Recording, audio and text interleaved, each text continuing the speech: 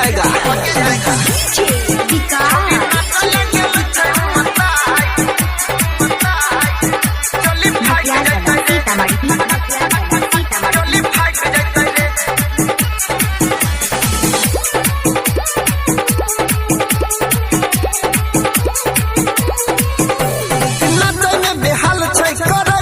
सरम चोली के चीज पर मुहल भेले गरम,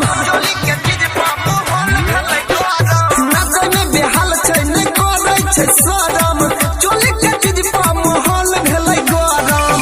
देख डोलाबै तो हिलै ऊपर नीचा, छौरा सब देखी के करे छै पीछा। लागे छोटा ड्रेस में बॉडी हॉट, लागे छै चोली फाइट जैते रे, छौड़ी नाचे लगेल छै उमताई, लागे छै चोली फाइट जैते रे, छौड़ी नाचे लगेल छै उमताई, चोली फाइट जैते रे, चोली फाइट जैते रे।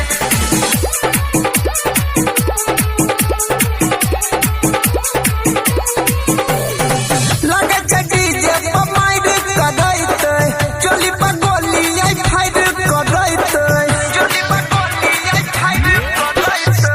लागे छै डीजे पर माइर कदैते, चोली पर गोली आई फाइट करैते। छोड़ी मोगी के आई गेलै जमाना, घूंघट में रहनै भेलै फैशन पुराना। ई त कमर में सटा के मारे चोट, लागे छै चोली फाइट जैते रे, छौड़ी नाचे लगेल छै उमताई, लागे छै चोली फाइट जैते रे, छौड़ी नाचे लगेल छै उमताई, चोली फाइट जैते रे, चोली फाइट जैते रे। अभी आप सुन रहे हैं तेनवारी से माँ दुर्गा म्यूजिक की प्रस्तुति। डीजे के वॉल्यूम तनी दही बढ़ाई रे, अनिल यादव के गाना दही बजाई रे, अनिल यादव के गाना दही बजाई रे।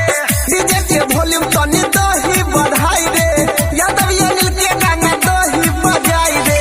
दोसर छौरा के देख दूर भागई छै, राइटर अंकित के संगे नाचै छै, परवीन चंदन लुटाबै छलै नोट, लागे छै चोली फाइट जैते रे, छौड़ी नाचे लगेल छै उमताई, लागे छै चोली फाइट जैते रे, छौड़ी नाचे लगेल छै उमताई, लागे छै चोली फाइट जैते रे, छौड़ी नाचे लगेल छै उमताई, लागे छै चोली फाइट जैते रे। छौड़ा देलक कोई बेस बढ़ाई, लागे छै एके फाइट जैते रे।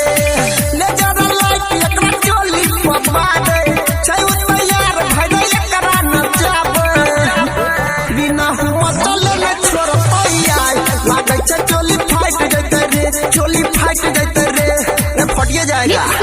डीजे प्रवीण करियोत बाजार।